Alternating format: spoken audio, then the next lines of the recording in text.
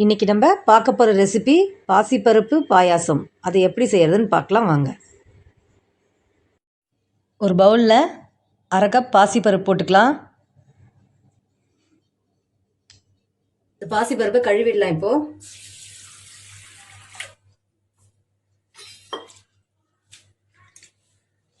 இதனால் கழுவிடலாம். இப்போ கழுவுன பாசிப்பருப்பை ஒரு குக்கரில் போட்டுக்கலாம்.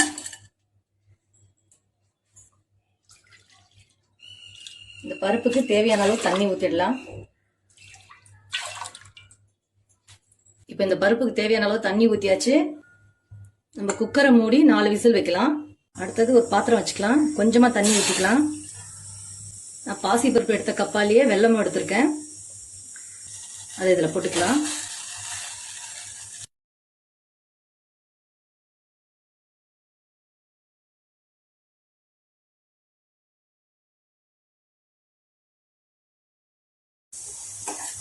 வெல்லம் கரைஞ்சா போதும், நம்ம ஸ்டவ் ஆஃப் பண்ணிடலாம். வெல்லம் கரைஞ்சிடுச்சு.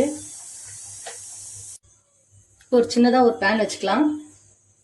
1 டேபிள் ஸ்பூன் நெய் ஊற்றிக்கலாம். நெய் சூடானதும் கொஞ்சம் முந்திரி வறுத்துக்கலாம்.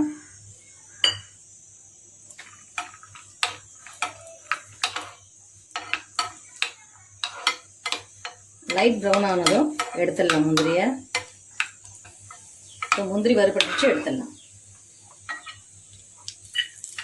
இப்போ அதே பேனில் தேவையான அளவு திராட்சை போட்டுக்கலாம்.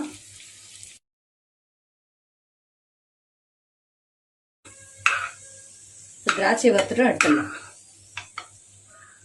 அதே பேனில் நான் 2 டேபிள் ஸ்பூன் தேங்காய் துருவல் போட்டுக்கலாம்.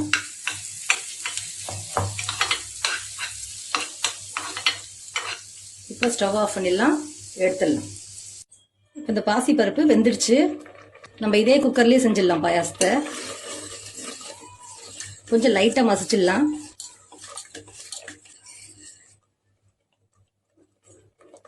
போதும். நம்ம கரைச்சி வச்ச வெள்ளத்தை ஊற்றிடலாம். நம்ம வடிகட்டி ஊற்றணும், மண் இருக்கும் வெள்ளத்தில்.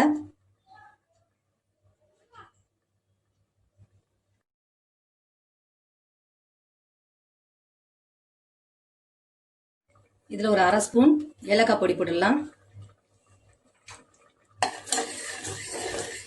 நம்ம வறுத்து வச்ச திராட்சை, முந்திரி, தேங்காயையும் இதில் போட்டுடலாம்.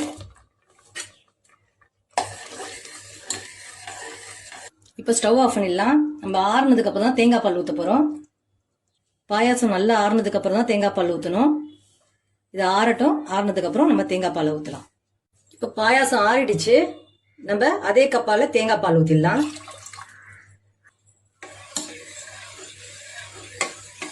இப்போ நல்லா மிக்ஸ் பண்ணிடலாம். இப்போ நம்ம பாயாசம் ரெடி ஆயிடுச்சு. வேற பாத்திரத்தில் மாற்றிக்கலாம். நம்மளோட பாசிப்பருப்பு பாயாசம் ரெடி ஆயிடுச்சு. இதை செஞ்சு சாப்பிட்டு பார்த்துட்டு லைக் பண்ணுங்க, ஷேர் பண்ணுங்க, கமெண்ட் பண்ணுங்க, சப்ஸ்கிரைப் பண்ணுங்க.